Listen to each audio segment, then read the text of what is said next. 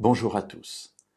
Terminons aujourd'hui, si vous le voulez bien, ce développement que Jésus a sur la vie personnelle face aux difficultés de l'existence. Est-ce que je m'inquiète pour mon manque? Est-ce que je m'inquiète pour les vides dans mon portefeuille, dans mes attentes, dans la manière de me vêtir, dans ma voiture qui tombe en panne? Ces inquiétudes qui vont remplir parfois ma vie jusqu'à m'occulter la présence même de Dieu.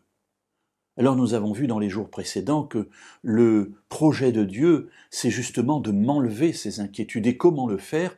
Eh bien, en confiant à Dieu tout cela, Dieu pourvoira. Nous avons lu hier, cherchez premièrement le royaume et la justice de Dieu, et toutes ces choses que les païens recherchent vous seront données par-dessus.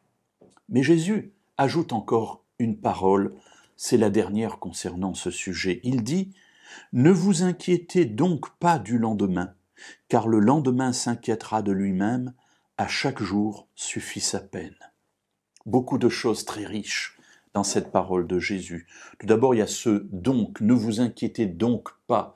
Voilà, tout ce que je viens de dire, nous dit Jésus, nous permet d'arriver à cette conclusion. Ne vous inquiétez donc pas.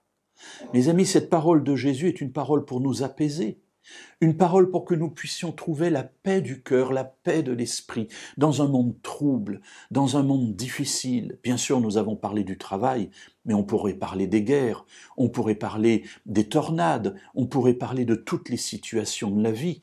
Ne vous inquiétez donc pas, confiez cela à Dieu. Et Jésus le dit comment? Ne vous inquiétez donc pas du lendemain. Voilà, comment cela va-t-il se passer demain? Ne vous en inquiétez pas. Le lendemain s'inquiétera de lui-même. À chaque jour suffit sa peine. Quel est votre projet pour aujourd'hui? Comment voulez-vous être en communion avec le Père aujourd'hui? Comment voulez-vous mettre en place dans votre vie aujourd'hui son royaume et ce qui est juste?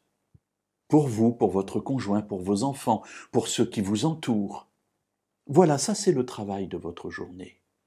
Le reste, Dieu s'en occupe. Et demain, il s'en occupera. À chaque jour suffit sa peine.